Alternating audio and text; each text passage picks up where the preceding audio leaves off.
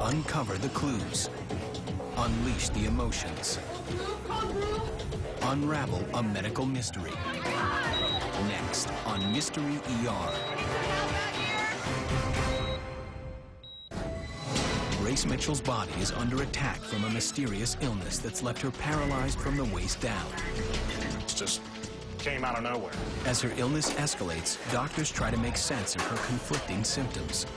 This can be a very serious or fatal disease. She definitely needed to be in the hospital. Grace is about to embark on a terrifying journey that will test the very limits of her sanity. Please don't touch me. Nothing I could do, nothing anybody could do. The doctors didn't even know what it was. Someone! Can we get a wheelchair in here? A woman rushes her mother to a small-town emergency room in the heart of Pennsylvania's coal region.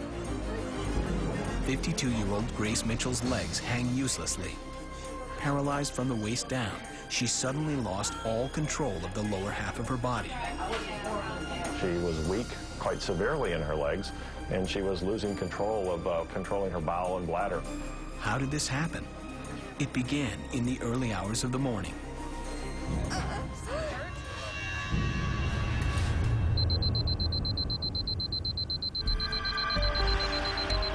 A stunning discovery is the first indication of her illness. Grace tries to jump out of bed, only to realize she can't move her legs. She has no sensation from the waist down. The first day that it happened, when my mom woke up paralyzed, she was just hysterical. Gina?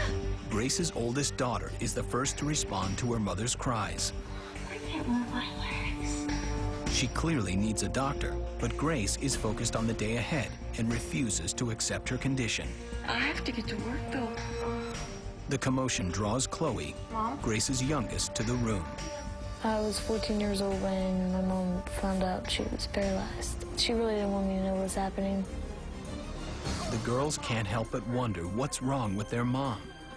They know they need to get her to the hospital as soon as possible. My sister put her arms under my mom's arms and dragged her down the steps. Chloe, open the door. In the emergency room, Grace's mind races ahead, worrying if she'll be permanently paralyzed. When a patient first comes into an emergency room with numbness or weakness, what a neurologist tries to sort out is, where is the problem? So even though she was numb, it hurt to touch. So even a sheet or a cloth across her legs caused a very uncomfortable sensation for her. I can't feel my legs. In a single morning, Grace's life has been turned upside down. Within minutes, the ER staff begin the effort to crack the mystery of Grace's paralysis. The big concern when she had come in, and anyone who's developed numbness and weakness of the leg, would be, are they having a tumor pressing on their spine? Are they having a stroke involving the spinal cord? Or are they having inflammation, such as happens more often with multiple sclerosis? They check Grace's heart with an EKG. No abnormalities. They x-ray her lumbar vertebrae for fluid, but see nothing unusual.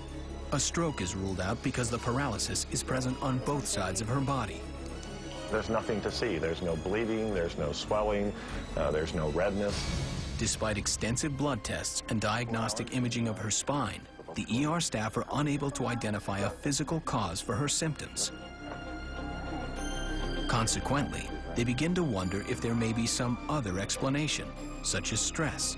That this might all be in her head, so to speak, that it was a psychological reaction. The past few years have been hard on Grace. It's been less than a year since she finalized her painful divorce and is now struggling to raise 2 of her 3 children at home. And she hasn't always been able to handle the stress. She had had some mood disturbance in the past, although she seemed to be doing just fine with that. In addition to the stress from her divorce, Grace just completed an intensive treatment program for anorexia 7 months before. Her healthy weight has been a hard-won battle with an eating disorder she has fought her entire life, a disease that contributed to the destruction of her marriage. Some pasta, Mom? With all the challenges she faces, the last thing Grace needs now is a serious health issue.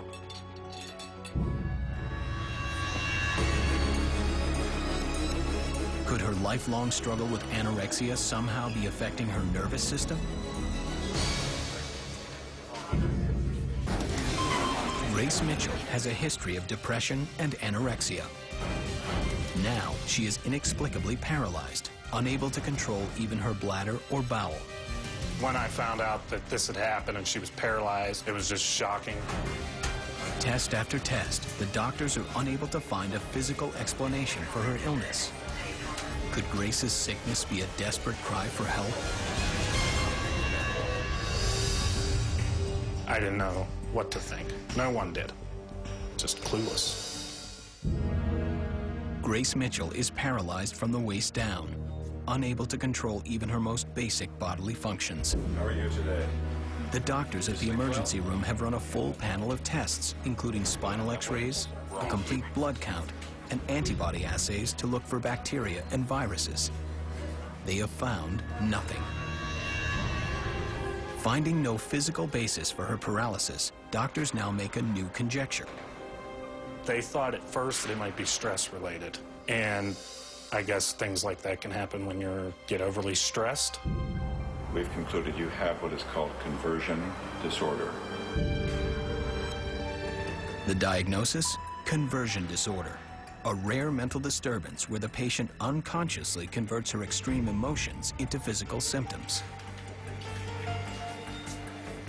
Many times when people first present with a neurologic illness, doctors may say there's nothing to see. Their physicians can even jump to conclusions and say, well, I don't see anything, I think you're just stressed out.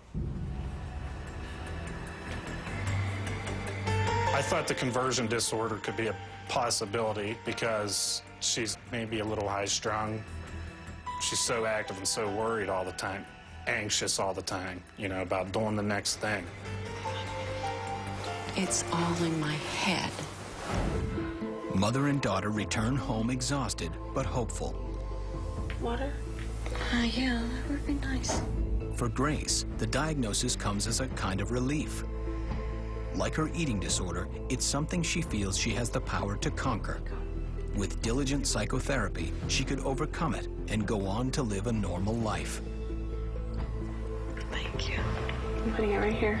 Okay. Okay? Good night, Mom. Good night. Night, sweetie. I love you. I love you too. You love me.